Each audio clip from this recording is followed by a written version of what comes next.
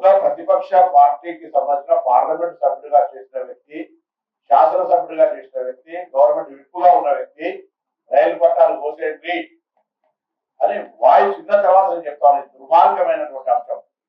కేంద్ర పోలీసులు కూడా రైల్వే శాఖ తరఫున రైలు పట్టాలు కోసేయమని చెప్పింది కాబట్టి రైల్వే పరంగా కేసు రిజిస్టర్ చేయాల్సిందే.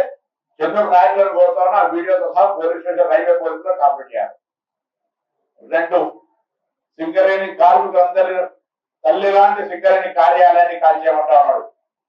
8 లక్షల మందికి ఉపాధి ఇచ్చేటువంటి సింగరేణి సంస్థ ఆ ప్రాంతం నుంచి శాసనసభ్యుడిగా పార్లమెంట్ మెంబర్ గెలిచిన మీరు తల్లి లాంటి సింగరేణి సంస్థను పెంచామని చెప్తా ఉన్నాం.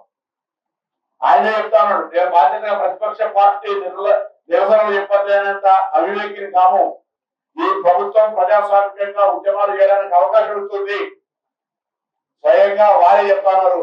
ఇంత పెద్ద ధర్నా చేస్తే 5 రైతులు రాయాలి. మీ రైతుల ధర్నా పొలిటికల్ డ్రామా మీ ఇంట్రెస్ట్ తో జరుగుతుందని నువ్వే స్పీచ్ 5 రాలే రైతులని నేను అంటే 5 రైతులు నాని ధర్నా పార్టీ 70 మందితో కలిపి ధర్నా చేసి 4 రోజులు జైలు పోతే పర్వాలేదు, నువ్వు రైలు పట్టాలు కాల్చేయి, నువ్వు సిగరెట్ భవనాన్ని వేల్చేయి, ఆ భవనాన్ని వేల్చేయమని చెప్తున్నావు అంటే ఇది వ్యక్తిగతం అని అనుకుంటలేను. టీఆర్ఎస్ పార్టీ వెంటనే అతన్ని బహిష్కరించాలి.